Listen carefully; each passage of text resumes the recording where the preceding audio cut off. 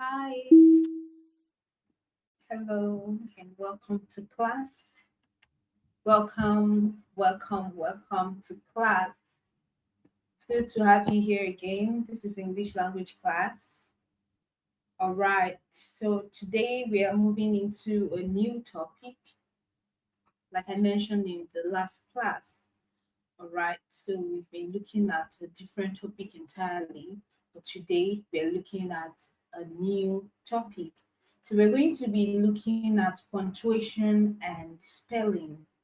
Punctuation and spelling. All right, and um, punctuation and spelling are very important, especially in regards to your examination. All right. They do not come in a direct form like some of the things that we have been looking at. For instance, the last topic we looked at, we were looking at sentence completion and interpretation. And those questions come directly. All right. So for sentence completion and interpretation, we can take this as a form of review on what we did on sentence completion and interpretation, right? And I talked about it as being that filling the gap question that you've been familiar with since your primary school time. All right, so it comes directly like that. When you see it in your examination, you see that filling in the gap questions. All right, but for the case of punctuation and spelling, you may not necessarily see something like which of these has the correct punctuation. It may and it may not because questions are unpredictable. All right. So, but do not expect that you're going to be presented with questions like which of this spelling is not correct or which of these sentences are not correct or which of the sentences are not correct or anyhow. Do not expect that it's going to come to you directly like that. It's going to come in some other form of questions, of course, which we're going to be looking at the end of every class under punctuation and spelling. All right, so I hope that this is going to be an interesting one, like it has been. So, yes, we are looking at punctuation and spelling. So, punctuation and spelling. All right, now I'm sure that you will have seen something on punctuation. It keeps going around like a meme, and it's quite a funny one. We have something like let's eat, let's eat grandma, and let's eat grandma. Okay, now these are two sentences. They look the same, but they're actually not the same because they do not pass across the same meaning, they do not pass across the same message. All right, so one says, let's eat grandma. All right, and the other says, let's eat grandma. Now the difference between these two is the punctuation. All right, of the sentences are right grammatically. All right, and if you would recall well, we've been talking about context. Context helps us determine meaning too. Right, so in punctuation we're still going to meet with context. In spelling we are still also going to meet with context. So we have let's eat grammar and let's eat grammar. Now the difference between these two, like I mentioned, is the punctuation mark. Now the punctuation mark gives the two sentences different meanings. How do I mean? This sentence implies that the speaker is talking to someone else or talking to some other people on how they can actually eat a human being. All right. Let's eat grammar is just as saying let's eat rice. okay, suggesting let's eat rice, let's eat beans, etc, etc. So in this case, it's like suggesting let's eat grandma. Now, the speaker may not mean it that way, but the way it is written down the without the punctuation mark, comma, this is what it means. All right. So your comma is very important in sentences like this.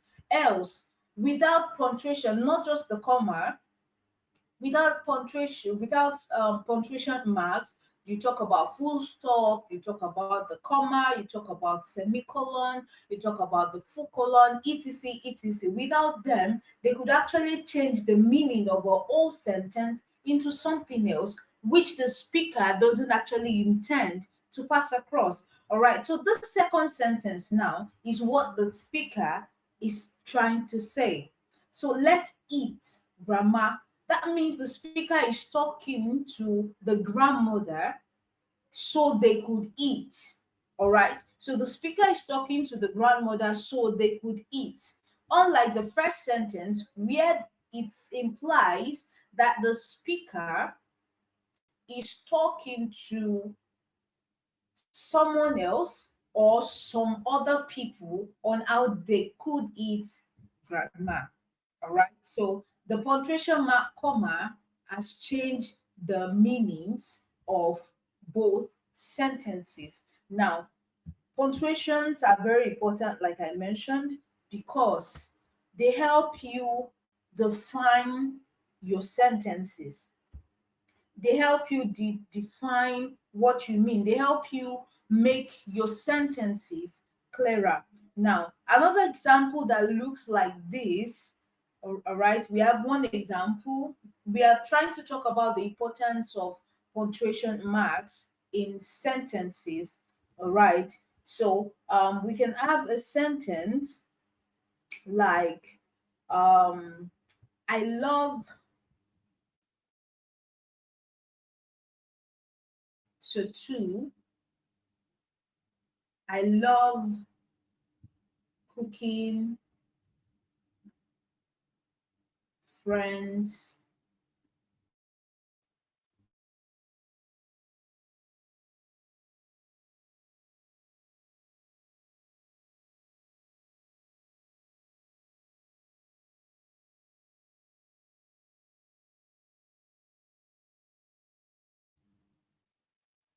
I love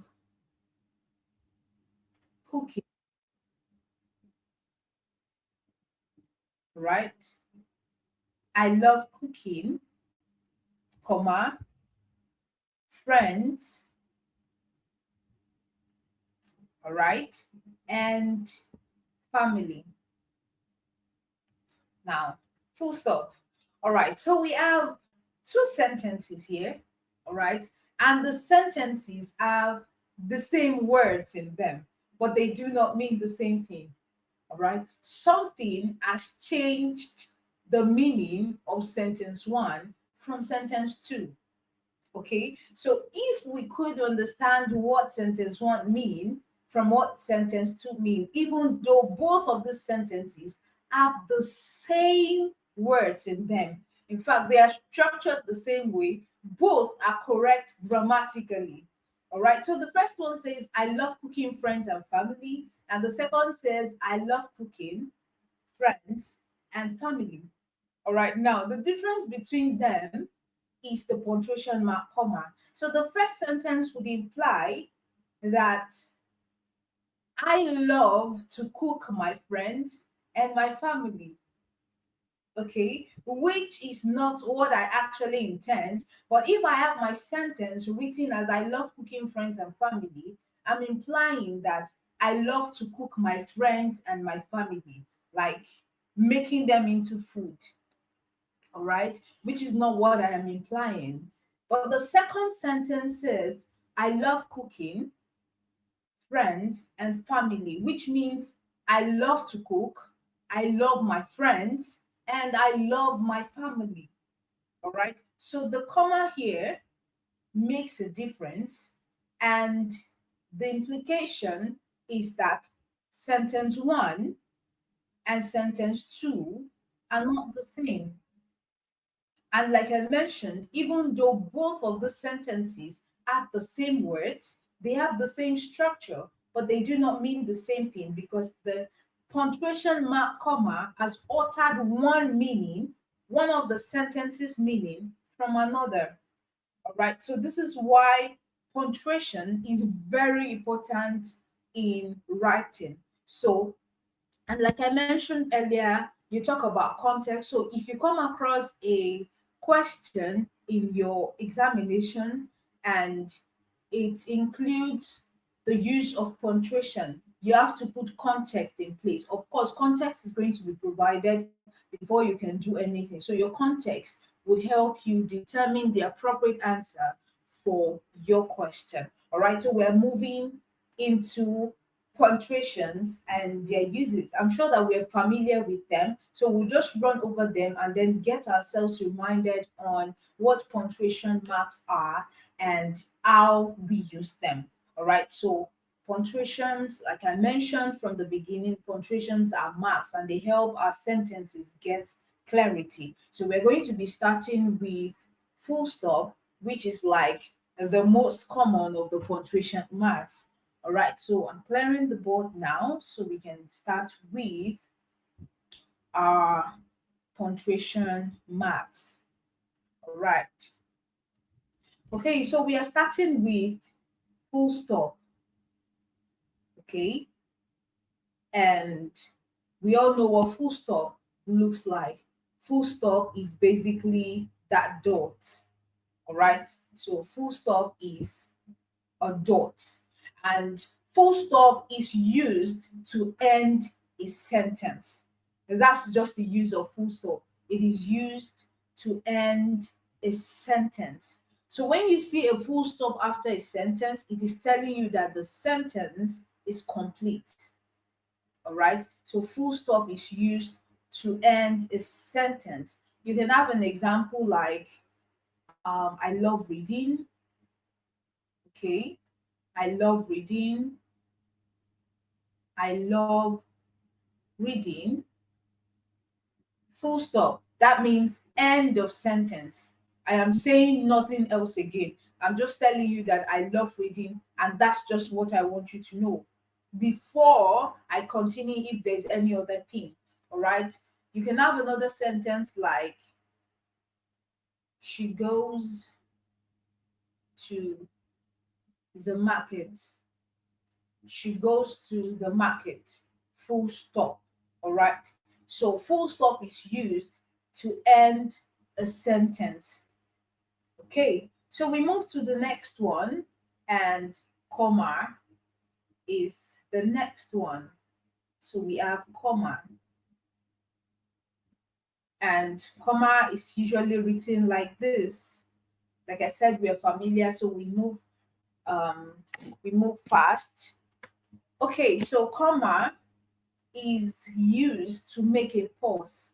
Unlike full stop, like it sounds, you're stopping a sentence. But in the case for comma is used to show a pause in a sentence. That means you are taking a break. All right, you are taking a break. Also, it is used to separate items in a list. All right, you use it to show that you are pausing in a sentence. All right, so you can have an example like, um after dinner, okay, comma, we went for a walk. After dinner, comma, we went for a walk. Now, after dinner, there's a pause.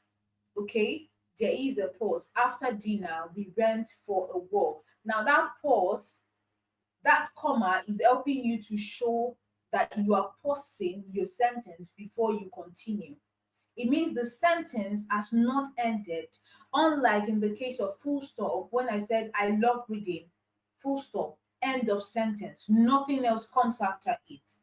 But for comma, after dinner, okay, we went for a walk.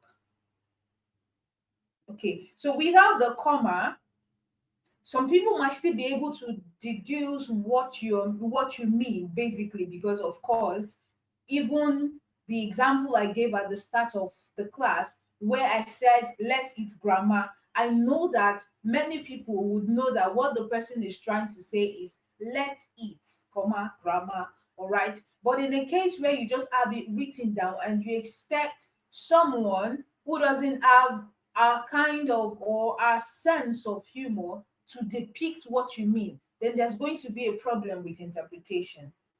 All right, but in this part of the world where we already understand that, okay, some people mix up words, some people mix up spellings, some people mix up punctuations, and then we just try to deduce what the person is trying to say. But in this case, the sentence is not going to be smooth without the pause. All right, so you're trying to make a pause to say that after dinner we did something else. Okay, so after dinner, we went for a walk. Also, I mentioned that the comma is used to separate lists. Okay, you use it to show pause in a sentence, or you use it to separate items in a list. You use it to separate items in a list. So you can have an example like I bought some oranges, okay, comma, some bananas, comma, some apples, comma, and some grapes. All right, I bought some oranges, comma, some bananas, comma, some apples, comma, and some grapes. All right, so your comma is used to separate the list or the items on this list. All right, so here is the list. You have a list, and then your comma is used to separate those items because the items are different. So you're separating the items from one another. All right, so you use comma to make a pause in the sentence, you use it to separate a list. All right, okay, so the third one we are going to is question mark. Question mark. Right, so question mark, we have question mark. All right, and your question mark looks like this. So in the actual sense, like it sounds, question mark or question marks are used after questions, unlike the normal sentence that we can have where you can have your full stop. In this case, if you're not asking a question, then you're not using the question mark. So your question mark is basically used at the end of a sentence when asking a question. All right. So questions like, um, what is your name? What is your name? Okay. Did you have breakfast? Did you have breakfast? All right, so these are sentences, but sentences that come in form of questions. All right, so after your questions, you have your question mark. All right, so the next one we're quickly moving into is the exclamation mark.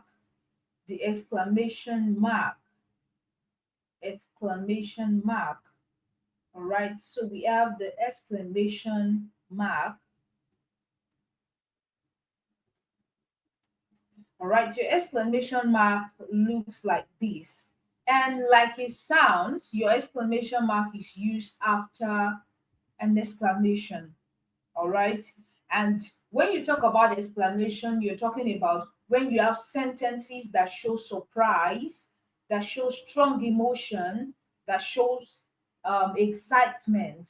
All right. So you can have something like, help, there's a fire. Help, there's a fire. All right. So your example, help. The way you're going to shout the help shows that you're exclaiming. All right. So help, there's a fire. All right, so your explanation here shows that this is not just an ordinary sentence where you need comma to show a pause. Your help is actually calling for help, and you're exclaiming in that manner. So that's what exclamation mark is used for. Now, the next one we are looking at is the colon. The colon, all right? Colon. It is called colon. Some people also call it full colon. So it could be called colon or full colon. It's the same thing. So wherever you see colon or wherever you see full colon, you know that they are the same. So this is what full colon looks like. Two dots. All right. So for your colon, a colon is used to introduce a list. You can also use it to introduce an explanation or an important statement. Okay, I'll take that again. Your colon is used to introduce a list. You can also use it to introduce explanation or to introduce important statement. All right, so you can have a sentence like, we need three things. Okay, your example, we need three things for this trip. Okay, full colon, our passport, okay, our ticket, okay, and money. All right. Okay, so someone wants to ask a question. Please drop your question in the chat box. I will attend to it after the class. Thank you. All right. So we need three things for this trip. All right. Now we are introducing a list. Okay. Remember that we talked about list when talking about comma too. Comma is used to separate items in a list. But for colon, you use it to introduce a list. Okay. So this is colon introducing our list. And our list is our passport, our ticket, and our money. So colon is used to introduce a list. It's used to introduce a list of things. It's used to introduce an explanation. It's also used to introduce an important statement. All right. Excuse me. All right. So we move to semicolon. We move to semicolon. So I'm going to wipe up the board so we can have enough space for the rest. All right, we move to semicolon. So for semicolon, remember we just talked about colon or full colon. All right, so colon is two dots, but for semicolon, you have dots and a comma. All right, so dot is on top, the comma is below the dot. That's your semicolon.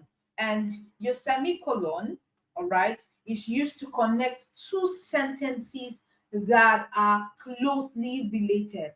All right, you use it like a comma because it's also used to show a pause, but it is stronger than a pause, but not as strong as a full stop.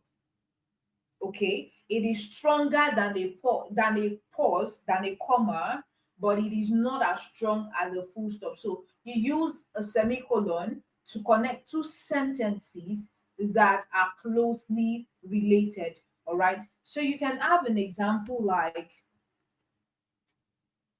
I like tea, semicolon, she likes coffee. Now, this sentence, remember we said that full stop is used to show the end of a sentence, while comma is used to show that there is a pause in the sentence. Now, semicolon is like a combination of the two because, of course, as you can see a full stop and you can see a comma. Just like in this case, you have full stop written on top while you have comma written below. So this is your semicolon.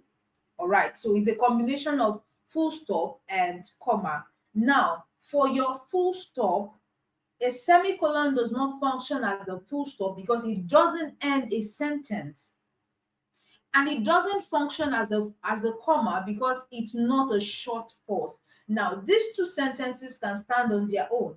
I like tea, she likes coffee. You can say I like tea, full stop, and that will be the end of the sentence. You can say she likes coffee, full stop, and that will be the end of the sentence. But the sentences are closely related because you are comparing something. Okay, I like tea, she likes coffee. Another way you can put the sentence is I like tea while she likes coffee. But because there is no while there, a while to connect the sentences, all right, you can have a semicolon to show the close relationship between the two sentences, but the fact that the two sentences are not standing on their own. That's what semicolon is used for. All right. The next one we are looking at is the apostrophe. Is the apostrophe. Okay. So we're looking at the apostrophe. Apostrophe. Please, if you are with me, kindly drop a thumbs up so I can know you are still with me and you understand what I'm saying. All right. So we have the apostrophe and the thank you, and it looks like this. Okay. It looks like a comma, but in the case of comma, you have comma written below, but apostrophe is written above. All right, so you have an apostrophe. All right, so an apostrophe is used for contractions and to show possessions. Contractions and possessions. All right, for contractions, it means the short form of a word. So you can have cannot. The word is cannot. You can contract it to can't. So apostrophe comes here. Okay. So you have your can. Okay. You have can, you have apostrophe, and you have your T. So this apostrophe in the can't is showing contraction. This means can't is the contracted form of cannot. So apostrophe is used for contractions, all right, to shorten words like this, all right. An example you can also have is will not. So you can have won't, all right. You already know those contractions. So when you see apostrophe like this, apostrophe is used in contraction such as this, all right. Apostrophe, like I mentioned, is also used, all right, to show possession, all right, to show possession. The book belongs to Jane. Okay, the book belongs to Jane. Then you can have the book is Jane's, all right, or that is Jane's book. When you talk about possession, you're talking about something that belongs to someone. The dog's food, all right, the dog's food, my father's house. So the apostrophe that you have in front of a noun before you add an s is showing ownership, is showing possession. So semicolon, sorry, so apostrophe is used to show contraction and to show possession. All right, so contraction and possession. Okay, so the next one we are looking at is hyphen or dash. Hyphen or dash. Hyphen or dash. So we have hyphen we have dash. Okay, so this is what it looks like. Sometimes it's usually longer, but this is what we have for hyphen and dash. All right, so a hyphen joins two words to make a compound word. All right, when you see a compound word, an hyphen is usually used to join them. What do we mean by compound word? When we talk about compound word, we are talking about a word that has two or more words in it. Okay, so for instance, now you have the word mother. Mother is a word. In is a word. Law is a word. And they are different words. But once you have these words together to mean one thing, it means they are called compound words. All right. So hyphen is used in compound words. So you can have mother hyphen in hyphen law. So this is a compound word, and your hyphen is used in this compound word. That's how you use your hyphen. All right. And the last one we are looking at today, okay, one more before the last one, we are looking at ellipsis, ellipsis, okay. All right, so this is what ellipsis looks like, three dots. Ellipsis looks like three dots. Ellipsis looks like three dots. And an ellipsis is used to show that some words have been left out in a sentence. So whenever you see an ellipsis, it means there are some words that are supposed to be there, but the writer or the speaker decides not to put the words for whatever reason is best known to them. All right. So you can have a sentence like, I was going to say something. I was going to say something, comma. All right. So let's have it like, I was going to say something, comma, but dot dot dot, never mind. Okay. So it means that the speaker here has something to say and wants to explain why they are probably not going to say it again. But it just feels like at this point, don't even bother. There's no need for me to explain myself. So this ellipsis shows that something is missing. Sometimes what is missing does not affect the sentence. Okay, it doesn't affect the sentence. Whether what is missing is there or not, it doesn't affect the sentence in any way. All right, so ellipsis is used to show missing words, missing phrases, or missing sentences. So wherever you see ellipsis, it shows that something is missing or something was supposed to be there that is not there. So the last one, the last punctuation mark we are looking at is quotation marks. Quotation marks. I'm going to wipe off the board now. All right. So we have quotation mark, quotation mark. All right. So a quotation marks looks like this.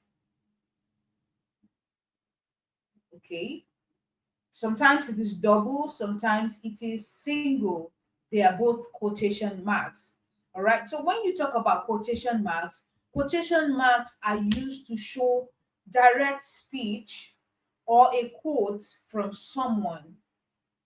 So someone said something and you want to quote that person, you use quotation mark for what the person said to show that that wasn't what you said.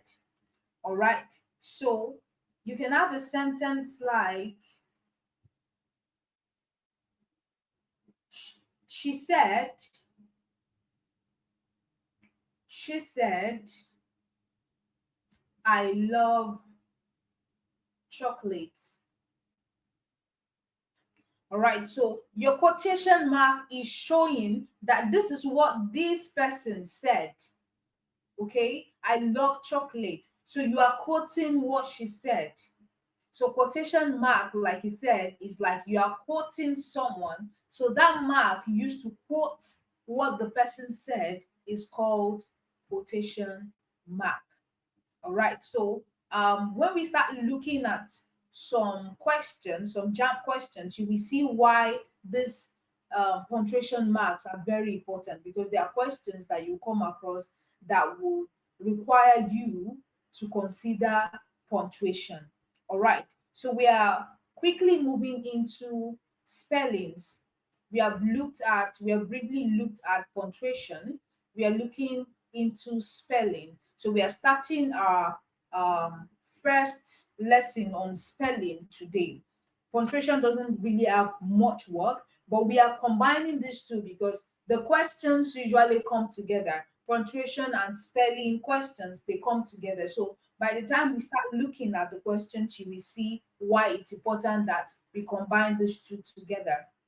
All right. So the first thing we are looking at on the spelling today is common spelling rules. Common spelling rules. Excuse me. All right. So there's some of them that we're going to be looking at, but today we will look at one or two of them before we take our question. All right. So we are looking at common spelling rules. Common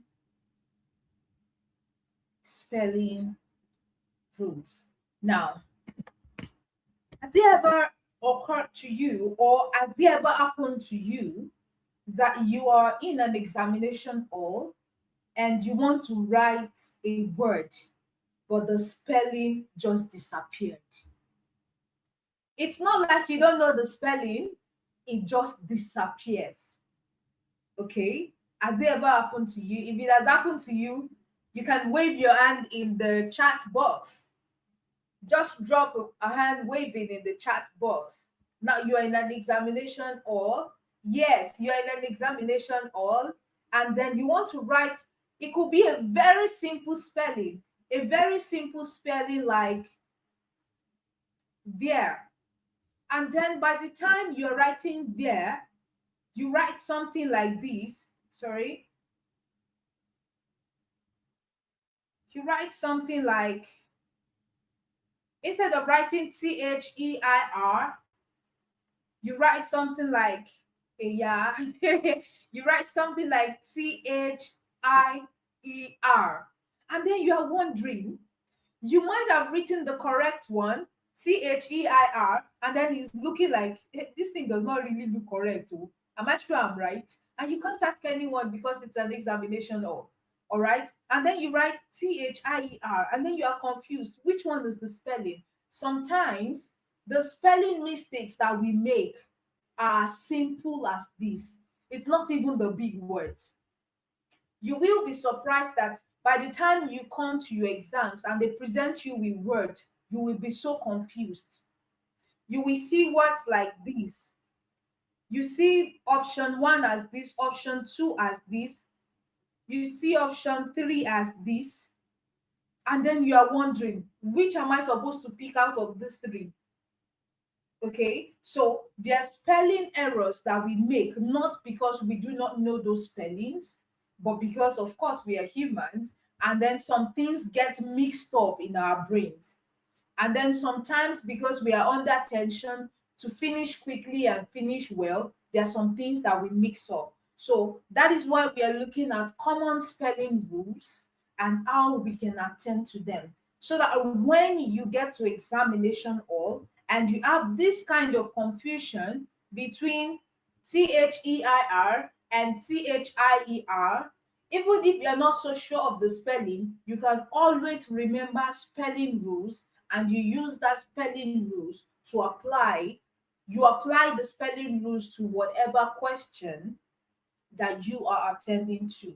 That's why we are looking at the common spelling rules. All right. So the first one we are looking at is something that looks like what I have just mentioned. Okay. So we have the rule of I before E. I before E. Okay. So I'm going to have that written. We have I before E. Now, let me say this. When we talk about rules, we know that there are exceptions to rules.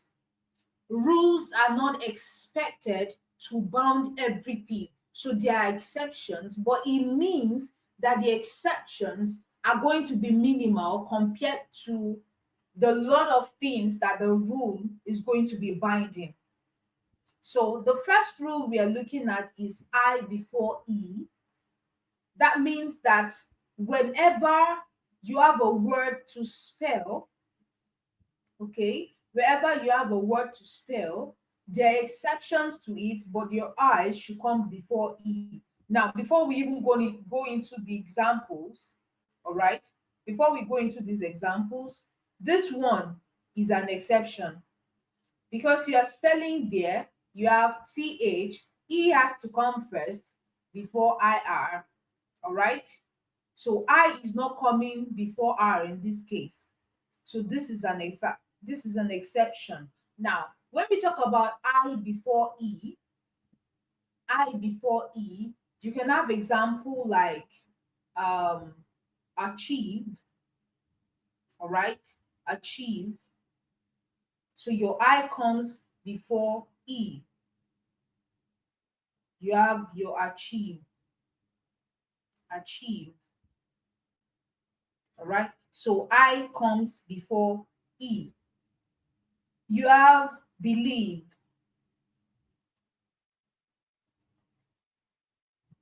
okay? Your I comes before E. You have relieve, your I comes before E. Now, under the same one, okay, under the same one, you can have exceptions like the one I mentioned there, okay? Another example that looks like it is weird, okay? So E is coming before I in this case, okay? Another example like it, like exceptions is neighbor, neighbor, E before I. But in most cases, especially when you have words like this, you have your I coming before the E. Your I coming before the E. Okay? So I coming before the E. All right. So also under these ones, there are some examples that E come before I if there's a C. Okay? If there's a C. This is what I mean. So E before I if there's a C. All right. So you can have an example like receive. So we have C coming before your E, then before your I. In the case of I coming before E, there is no C before the I. All right? No C before the I. We have achieve, we have believe, we have believe. No C is coming before the I. But before there are cases where there are C. So once you find the C, it means your E is coming before the I. All right? So we have examples like receive, you have deceive, all right? Deceive, E coming before the I, all right? So you have another one like ceiling. Okay, so we have C, then E coming before the I. So we have CEI, we have CEI here too. Also, we have CEI here. But in the case of I coming before the E, there is no C before the I. So that means that your I can come before the E. But for where the E comes before the I, it means there is a C. Of course, these ones are still exceptions.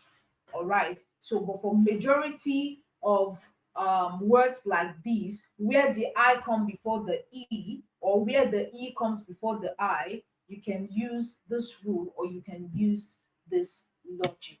All right. So we'll be coming to the end of our class today. All right, and we're going to take one past question. All right, one past question. But before we round off, before we take our question, we have looked at punctuation. We started with punctuation and spelling today, and we were able to look at common punctuation marks and the uses. We talked about full stop used to end the sentence. We talked about comma. We talked about question mark. We talked about exclamation mark. We talked about colon. That's full colon. We talked about semicolon. We talked about the apostrophe. We talked about the quotation mark. We talked about the hyphen and the dash. All right. We also talked about the ellipses. And then we started looking at common spelling errors. And the first thing that we have looked at is the I coming before E. All right. I coming before E, except there is a C. So if there is a C, your E can come before I. And I mentioned that there are exceptions to some of these words. All right. So we'll quickly take our past question for today, and then we are going to continue in the next class. All right, so we have a past question from 2011, UTME 2011. I'm going to wipe off the board now. All right, UTME 2011. So you have access to the CBT questions on the app. Just go to this year's and see the ones that you can attend to. All right. So this question says choose the option that best completes the gaps. All right. I want to dash this chance to acquaint you the latest development. Okay. I want to dash this chance to acquaint you the latest development. If you remember, I mentioned at the beginning of this class that you're not going to see something like which of this is the correct spelling. Of course, this looks like a filling in the gap, just like what we just completed. But of course, it has to do with the words and the spelling. All right. So we have option A as size, we have option B as sees, we have option C as sees, we have option D as sees. Now we want to choose the appropriate one. Okay. Now you need to understand again on context, you need to understand what the sentence means. All right. So it means I want to take hold of this chance. That's what the sentence is trying to say. I want to take hold of this chance to give you information about the latest development. All right. So when you talk about size, size talks about measurement. It refers to measurement. So that's not what we are talking about. All right. Seize means to take hold of. Okay. Then option C, if you look at it from where we just mentioned, okay, this is option, we have option B and option C. We have one of it as the correct one, okay, and we have one of it as the wrong spelling of the correct one. Then we have option D, which is also incorrect because to cease means to stop, okay, to cease means to stop. And then what we looked at today is like your I coming before the E. Okay, but like I mentioned, there are exceptions to that, and this is one of such cases. All right, so your C, because you could have C and then you have your E and your I. But in this case, you have an S, which also sounds like a C. So that counts for it because both sounds have S. All right, so it counts for it because the sound here is the sound. So it comes before the E and the I. All right, so your E coming after or before the I. So you have B as the correct option of these two. All right, so we come to an end of the class today, and I'll see you in the next class the same time. So just get ready for your next class in like 9, 10 minutes time. That's biology. All right, bye bye.